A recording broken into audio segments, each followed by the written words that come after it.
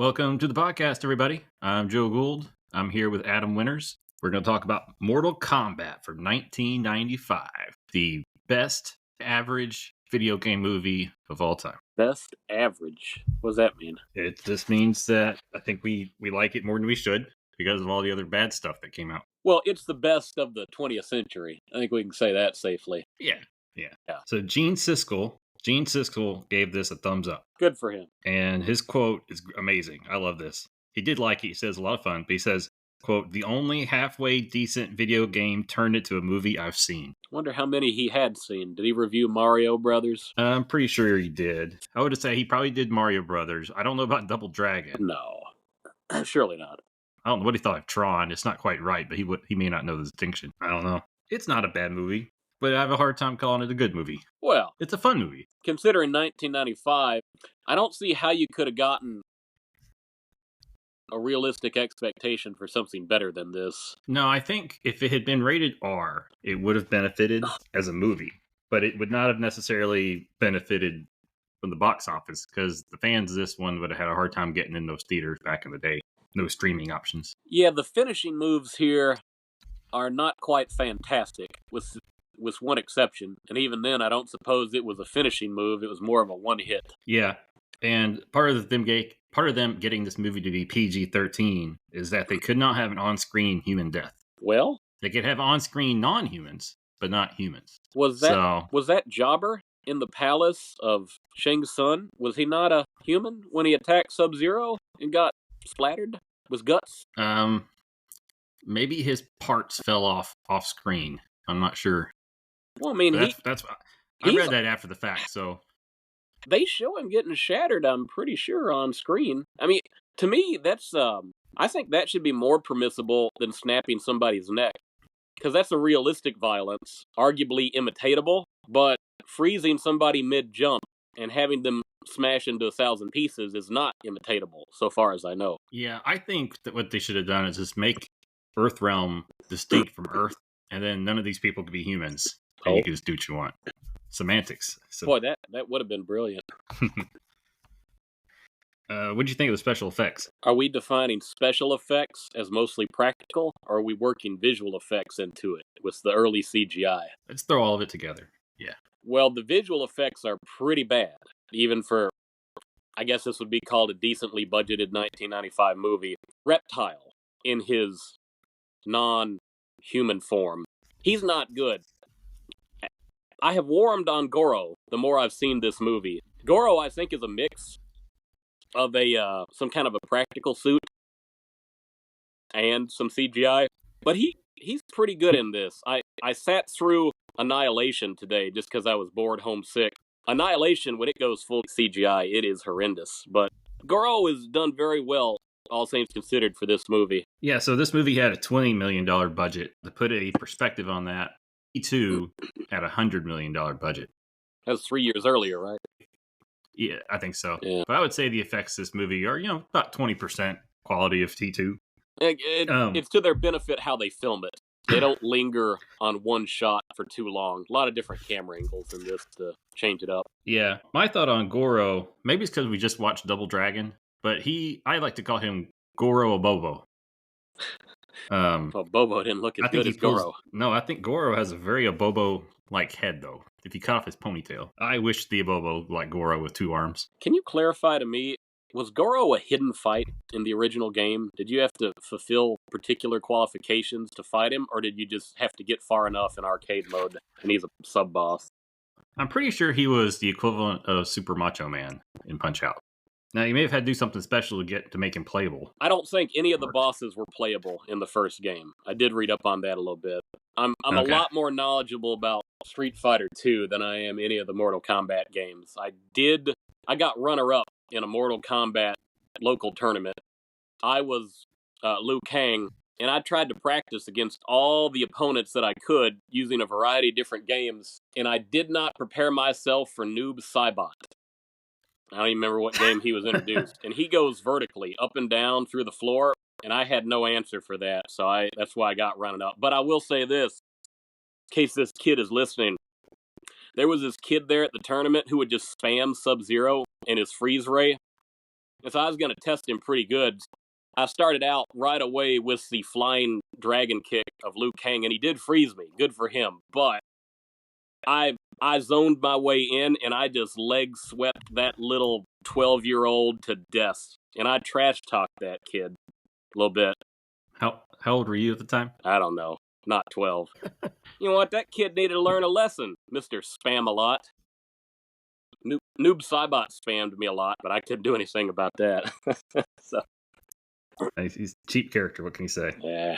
I always liked the Mortal Kombat video games more than Street Fighter. Real. I felt like there was more variety. It's less intuitive, in my opinion, all the moves. Yeah, it's just a different kind of game. It's simpler in some ways, but there's a lot of things to remember. Maybe that's what it is. Like, there's so many different kinds of fatalities and hidden stages. They had lots of Easter eggs. Oh, that's true. Whereas Street Fighter, I just never got into it. One of my favorite all-time video game companies is Midway, for that reason. The two guys who were sort of the headliners on this, I think it was Talbot, like John Talbot, and maybe Boone.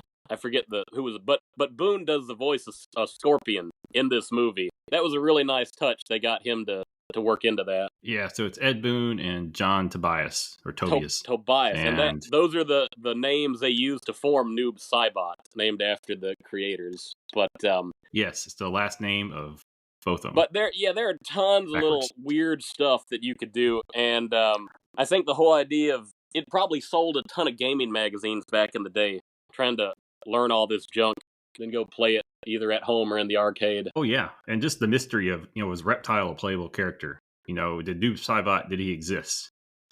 He didn't originally. They made him later, but it was fun stuff. That was back when you had all the magazines, and they would do their April issue, and you'd have their April Fool's jokes mixed in too. All those fools doing those Laura Croft things. Yeah. Like they really would let that exist. Yeah, man. So, stick to the cast. What do you think of the cast? I like most of them. Well, am I pronouncing it right? Robin Shou, the lead, Liu Kang? Well, I watched a 15-minute making of documentary, and that's how they pronounced it. Yeah. I think he's great, and I'm disappointed he didn't become more of the next Jackie Chan as far as American Hollywood martial arts movies. I love him in Beverly Hills Ninja. He's the straight man against Chris Farley. But I always associate him with Mortal Kombat because I think this was his feature debut, or at least his headliner debut. I mean, he does exactly what he's supposed to do. He had been in one other American role. That was a made-for-TV movie, Forbidden Nights. And he had worked in Hong Kong movies for a while, but he wanted to get away from that. So he came to America. And they really relied on him. Pat Johnson did the fight sequences in terms of being the true supervisor. But Robin Shou had a lot of sway in the choreography, and he helped them introduce wires for the fights, which I guess really hadn't been done in America yet. No, surely not. But they had to have used him for a few times in Street Fighter. Well, that was made at the same time, so it kind of goes. Maybe it was introduced in both because you would have had Van Damme in that one. But anyways, Pat Johnson only had good things to say about Shou. And what they were going for was a Hong Kong style fighting with American cinematography, basically. I read somewhere on the internet he broke his hands or his wrist. Maybe in the reptile fight, but he didn't tell anybody till the shoot was over. Well, it was his ribs. His ribs. He busted a couple of ribs, and the only person he told was the reptile. He said basically, "Hey, don't punch me on that side," basically, because he was afraid they'd shut down the shoot. That's like Stallone in Rocky IV going against Dolph Lundgren, breaking those ribs. Yeah. No, I think Shou's great. His hair is amazing. Boy, it is. I give you that. It's like every female on the planet just has to be just longing for that hair. I mean, you'd have at least thought this guy could transition into romantic comedies with locks like that and abs like he has. You could have had an oddball martial arts romantic rom-com. Yeah, that'd be great. That'd be a new genre. He can do humor. I mean, Beverly Hills Ninja. So, who gets second billing in this movie? Is it the guy who plays Raiden? Well, he's probably the most expensive. I don't know. So, I mean, you have the big five. You got Raiden, or you got Christopher Lambert playing Raiden. You got Hiroyuki Tagawa as Shang Tsung. You got Robin Shou as Liu Kang. Lyndon Ashby as Johnny Cage. And Bridget Wilson as Sonya Blade. And I think it's hard to distinguish, other than Liu Kang, of course, who the second in command is. I would imagine that Lambert would be the most expensive as the king of the B movie, Mr. Highlander himself. Yeah. But I'm not sure. I think from a performance standpoint, Tagawa as Shang Tsung, or Soon, however you say it. Shu as Kang, and Ashby as Cage were the three best. What do you think of Bridget? Originally, they were gonna get Cameron Diaz. Wow. I don't know if that would have been an improvement, but I have a hard time buying into Bridget Wilson as a badass. Feel like she was a bigger star than she was, but I don't think she's been in that many high-profile movies. You know, she got married to Pete Sampras. I guess they're still together. I read somewhere on the internet that she did a whole lot of her own fight scene and stunts, and her nickname on the set was Robo Babe. I don't know if she got injured too at some point on the set. I think that may have been the wrist injury. I remember saying something about that.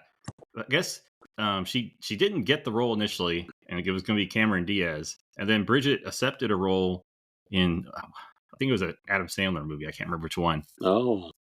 Huh. So she came right after that was done, and they filmed all her fight scenes last. Billy so Madison. She would have time to train. Right? Yeah, Billy Madison. That's it. So they did all her stuff last. But I think it showed, like, they did a good job of getting people that had actual martial arts skills prior to filming. And then you could tell she's kind of the odd man out, so to speak. She didn't know what she was doing. That's my opinion, at least. I wonder. She has the look. She has the right look. I'm just not buying, not enough muscle. You know the lady? She's too... The lady who did the live-action model for Sonya in the original games, apparently she's really fit. So I wonder if they could have cast her in this, even though she wouldn't have been much of a name at that point. Yeah, I mean, it's not like any of the script was, like, real highbrow. It sounds like most of the time they encourage the actors to ad-lib, which probably accounts for the lack of quality in the one-liners. Now, I like some of those one-liners. Just about everything Johnny Cage does, I do get a chuckle out of it. No, I like some of them, but I think it's too much. I found Raiden really annoying, even when I first watched the movie. Is it all his... And the wig, very distracting. Sitting around chuckling? Sorry. It's a bit Beavis and Buttheady, isn't it? It is. In general, I actually am a Christopher Lambert fan, but not in this one. Well, that's good. They recast him in the second movie. Those tend to be upgrades. Yeah. Oh, yeah. So Tagawa is Shang Tsung. I always say that off. Too many similar names in this movie. Oh, man. And it gets worse. I never get the bad guy names straight. As a kid, I often confused Kung Lao and Liu Kang. I guess they are supposed to be related. But yes, Shang Tsung, Shao Kahn, not Shere Khan, but Shao Kahn. And then, like, a whole bunch of characters in the third game that start with an S. It gets really annoying. Yeah. But anyways, the actor, they never really considered another person for that role. Sounds like he came in for the audition in costume and recited his lines standing on a chair. And They liked it. And he is a lot younger than he is in the game. They decided to avoid all the excessive makeup. Well, so I think that was a win. How do you make somebody look 20,000 years old? Well, I like the fact that he's muscular and he kind of like holds his own visually with Liu. So I think it works visually. I think an old frail looking guy who's doing all this cool stuff would have been an odd visual. Something to clarify here. Would you consider Shang Tsung a mortal as relates to Mortal Kombat? He's not supposed to be a god. He's a sorcerer, right? But he's mortal. Yeah, that's why he can be in. That's why Raiden can't. It's because he's not mortal. Yeah, okay. But, I mean, it's kind of a blurred line, I think. Once you get so many thousand souls, how mortal are you? But I guess he was pretty mortal at the end. He died, so. Yeah, he just got impaled. Standard issue. Impale. Death. Yeah. So, a little interesting note that I read. Kano, played by Trevor Goddard. As I was watching it, I said, I don't remember Kano being Australian. And I don't think they tried to. But basically, due to his accent being misinterpreted, so to speak, in this movie, the games actually changed him for being an expatriate American to be an Australian.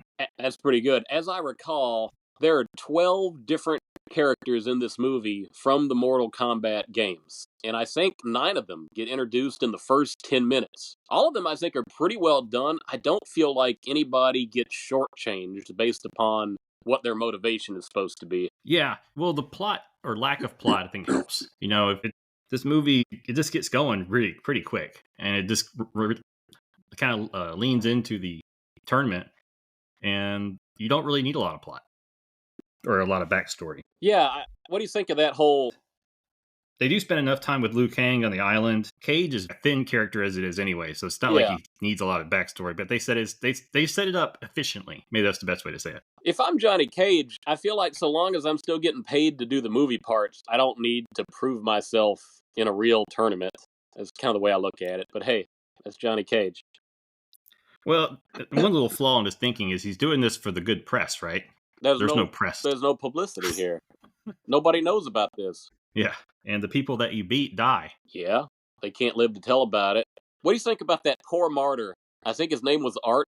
Apparently, he was a fanboy of Johnny Cage, and he got picked for the Mortal Kombat tournament for some reason. Yeah, I feel like they should have made him a true acquaintance or friend of Cage instead of just being someone he met by the boat. They're all so upset when he dies. I think Yeah, I'm like, you don't cries really know out, this guy. and I forgot he was coming with them when he got killed. I said, "Oh, was that somebody from earlier?" Well, and I didn't catch his name, so I was trying to figure out when I was watching it, like, is this a character I just don't remember? Because I haven't played this game probably 15 years. Unless he was in the background. I don't think he was. One other cast note that's pretty cool is Frank Welker had multiple uncredited roles. Megatron was Reptile and the Emperor, and I believe he was also Goro. He did voice effects for Goro. The main voice actor was the similarly legendary voice actor Kevin Michael Richardson. He was the main voice on Goro, but they brought in Frank to do the voice effects. Okay. And now he's been playing Fred Jones on Scooby-Doo for I don't know how many years. 70 years now? I don't know what we're up to. 60? Oh, he's Scooby-Doo now too, but man. Now, probably underrated actress in this one is Talisa Soto as Katana. I think she does very well with the limited amount she has to work with.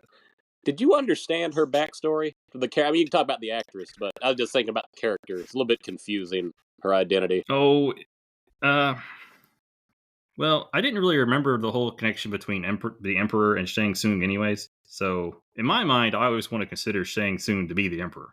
But then I'm reminded periodically that he's not. But he killed her parents and then adopted her, so the Emperor would have the birthright. How does that work? You adopt the princess after you kill the king and queen, or the emperor and empress, and you get to be emperor because you adopted the princess. Yeah, I have no idea if that is canon to the games. Just to be clear, I really don't know. But it's definitely something that I think you'd have a hard time fleshing out on film. And there's some logical problems. There's a moment later in the film when Katana confronts Shang Tsung, and she talks about the wise wisdom of the Emperor, presumably the guy who took over, killed her parents, and how he knows the tournament could not be won through treachery. So, almost sounds like he's a fair sporting despot, but if that's him at the end of this movie, he's a very poor loser. Yeah, no, I thought about that too. You know, sometimes when you spend so little time with a script, some things slip by, I think. So they gotta win. They gotta make sure the bad guys don't win 10 in a row. They gotta at least put one win every generation, the Earth's realm, and so that Earth doesn't get taken over like Katana's kingdom does. Yeah, and that's basically the plot. So Mortal Kombat is a martial arts tournament held once a generation between the realm of Earth and the otherworldly dimension, the Outworld. Apparently, there was another set of tournaments where they lost the Outworld. I think that gets a little confusing too. But yeah, they've won 9 times. They need 10 consecutive. And that's where Liu Kang, Johnny Cage, and Sonya Blade are chosen by Raiden, God of Thunder, Defender of Earthrealm. And they are his hopes. Yeah, maybe Art too. We don't know. Yeah, it does. Like, how do the rest of these fools learn about the tournament? Probably on the internet message boards. About 95, a bunch of nerds just kind of found out about it. Everybody went to Hong Kong. They played like nerds. Oh. And then, so Kang, they all have motivations. Kang is wanting to avenge his brother Chan, who was killed by Shang Tsung. Sonya is lured there by crime boss Kano, who apparently murdered her partner. I don't know why Shang Tsung. I guess he cares because she is going to be the one that he beats at the end. I guess a self-chosen opponent. I don't know. Well, he wants to marry her somehow, right? I thought that was the idea. Romance. Not really. Well, it's teased, but they don't do anything with it because he was going to fight her at the end. Okay, yeah, it's weird that it's not made more clear on that. Well, and there's definitely an ulterior motive. Shang Tsung is using Kano to get Sonya there. He's pleased when Sonya beats Kano. Not that he's real worried about Kano. And then Johnny is trying to debunk the claims from the tabloids that he doesn't do his own stunts, basically.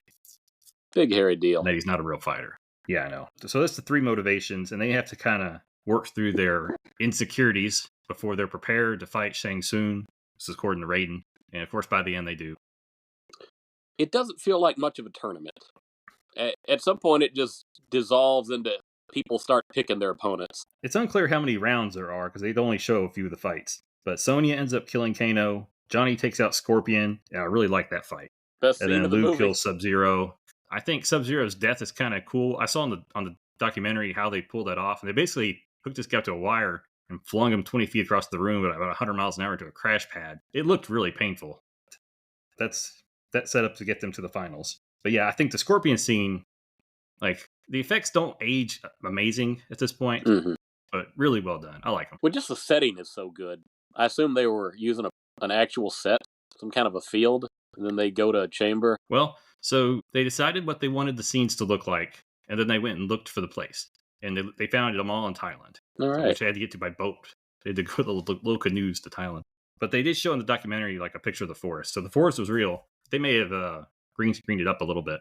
Yeah. But it looked pretty good. And it's not exactly what I would have thought of the hook coming out of Scorpion's hand. But I think it works pretty well. Much better than the reptile CGI. Yeah. It's more subdued. Yeah. I still think it would have been better as practical, though.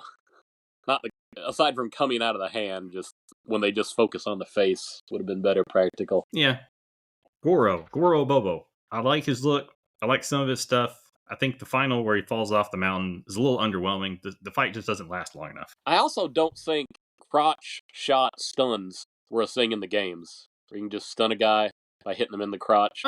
Johnny Cage might have had that move. He was designed off of Jean-Claude Van Damme, so they would have worked the splits in. So I think that was a move, not necessarily to a Bobo. But I'm just talking about the stun feature, which is what he does to Goro. And then it's funny because as he's running away, he says, "That really hurt," or something like that.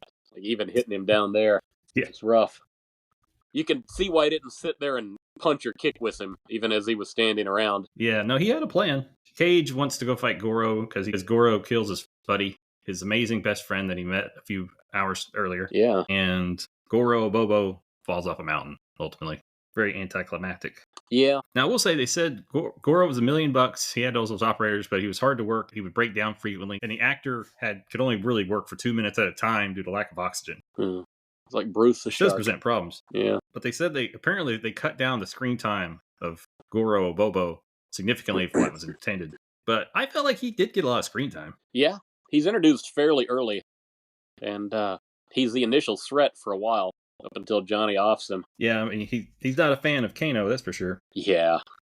And then once Goro loses, Shang Tsung puts himself in the tournament, picks Sonya to be the challenge, pulls her through a portal. They find their way there, so to speak. But he leaves out the loophole, which, not the loophole, but this left out some important information, which is Sonya has to accept the challenge. He can't just make it happen, which gives them time to get info from Katana and beat Reptile. And then they have their final fight. Reptile battle, always liked Reptile. I thought the fight scene with human Reptile was pretty good. I was very underwhelmed with the CGI Reptile kind of filling the skin. Oh, yeah. Like, if you can't do it right, just leave it out. I agree. So they get to Sonya, they rescue her, and then they kind of change it, and they challenge the Emperor himself. Well, he's not the Emperor. I'm sorry. Yeah, yeah. Shang Tsung, instead of fighting Sonya, he decides that he would challenge Johnny Cage. But Kung Lao says, "Hold up." I'm sorry. Liu Kang. Oh my gosh. Liu Kang says, "Hey, hold up. I want to challenge you and avenge my brother." And then they have their little final fight. But there was earlier it said by Katana that he'll have to overcome 3 things to beat Shang Tsung. It's his enemy, himself, and his greatest fear. Oh, here we go. Yeah. Here's the quote. In the Black Tower, you'll face 3 challenges. You must face your enemy, you must face yourself, and you must face your worst fear. I mean, this is Ernest Worrell quality stuff here. I wasn't quite sure if they vocalized when he successfully faced himself. When he beats the 5 different souls, that's considered his enemy. When he overcomes the illusion of his dead brother, that's the worst fear. But I don't recall hearing it what moment was considered him overcoming his own self. Yeah, so I wrote down the quote where he says, "You can look into my soul, but you don't own it." Okay. And I think it's a little bit of that. And also it blends a little bit with the worst fear, where he accepts the fact that his brother died on his own path. Yeah, okay. And that it wasn't really his fault. So I don't know if that's supposed to be part of it, because then he fights his brother. But I feel like it's a little bit of the blending. it's a little bit of the paper rock scissors from the Ernest movie. Like it's there. There's a kernel there, but I'm not sure it can withstand much scrutiny. Kind of like the adoption of the Emperor's daughter. So at the end of the day, Liu Kang does a bunch of punches and kicks, and then he does that double-fisted chest pump.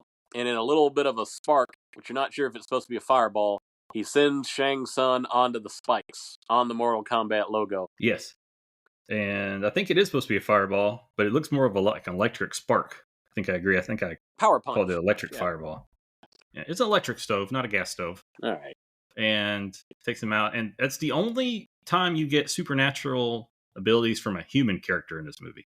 And they don't try to explain it before or after the fact. Liu Kang did do the dragon kick on Reptile, which does defy which physics. Is nice. But yeah, but people were flying around in unrealistic ways throughout the whole movie. I give you that.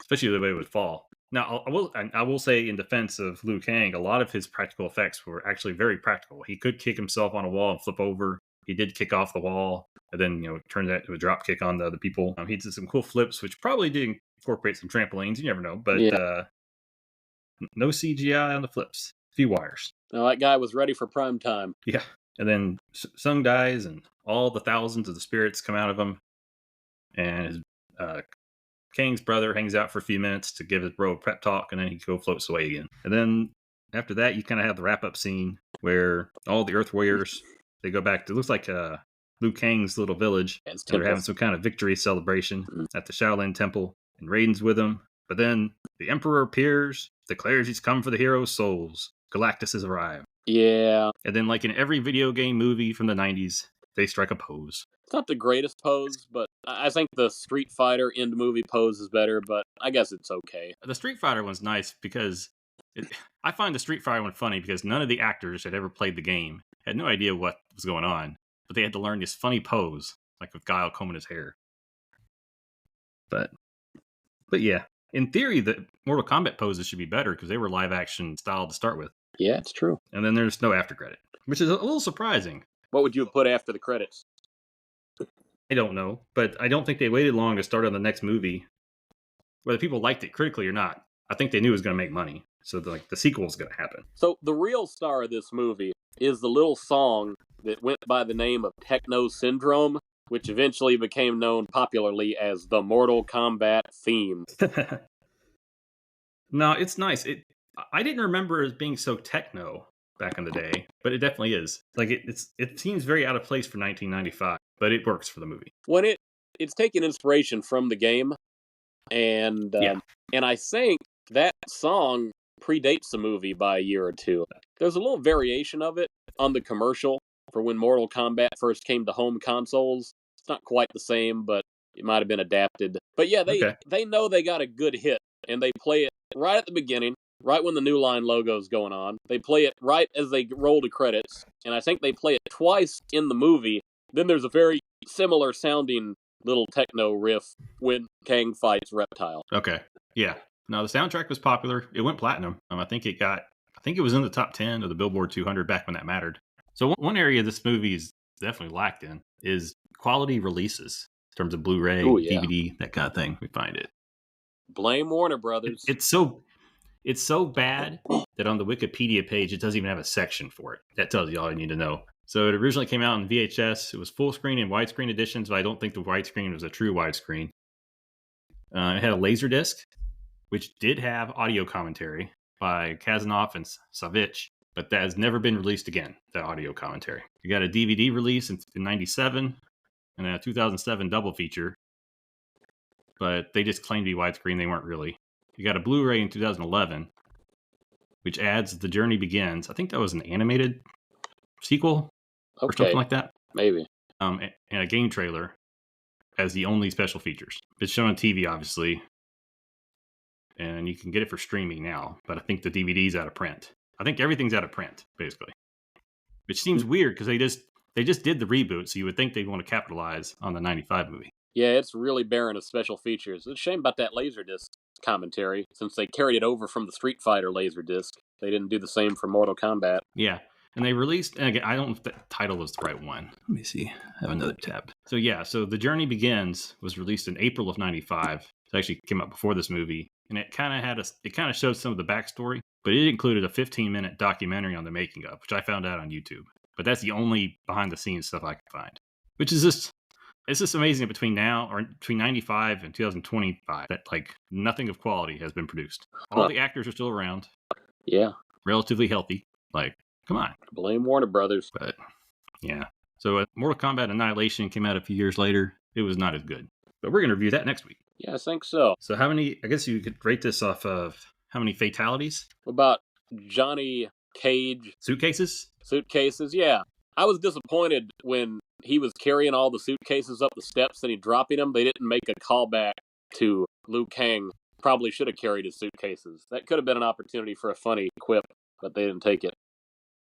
But yeah, suitcases work. Well, I'm going to give it 4. You're so generous. I'm asking myself, why don't I give it more? But the lack of super quotable one-liners and super memorable individual moments keep it from being an all-time classic. But I give it 4 suitcases. Well, I'll give it 3.5. I'm kind of in the Gene Siskel camp. It's a fun movie. Up to the point, it's by far the best video game movie up to that point. Not that there was tons of competition, but I think it did what we lamented the other 2 movies didn't do, which was pay respect to the source material, but don't be afraid to make a movie for adults. Yeah.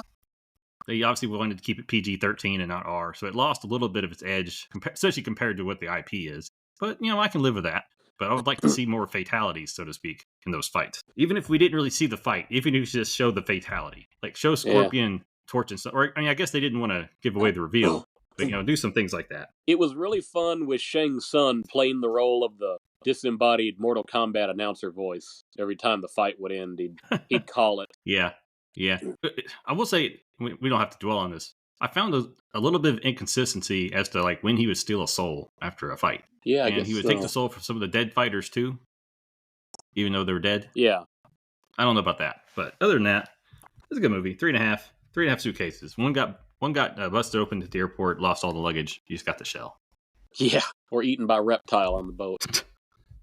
So you got any other thoughts on Mortal Kombat? Well, I guess the one character who did get shafted was Jax. He's introduced, but doesn't do anything. But he basically replaces Johnny Cage in the second movie, for better or worse. Yeah, he did. He didn't even make the boat. Did they have the same actor play him in the second one? No, the only 2 actors that return are going to be Robin Shou and the lady who does Katana, so far as I know. Okay. You would have thought that the budget for the next movie would have been a little more. It was. Pretty sure. Okay. You wouldn't know based off casting. And they didn't bring their people back. Well. That was a problem back in the day. Not as much today, but it was a very frequent problem. But generally, it happened when it was we went from a movie to a direct-to-video sequel. Oh, yeah. It didn't necessarily happen for the theater releases. So it's a little odd that they went that route with Annihilation. Especially since it does seem like they all enjoyed making the movie. It's not like they had bad experiences. Unless you break your ribs, but that guy comes back. Yeah. All right. Well, that's been Mortal Kombat. Mortal Kombat is a movie because the plot is still lacking. It's harder to find things to talk about than you'd think. Looks pretty cool. Sounds pretty cool. That's all they wanted. Yep. Fun popcorn flick. Yeah. All right. Well, next week we'll be back for Mortal Kombat Annihilation. Thanks, everybody. Bye-bye.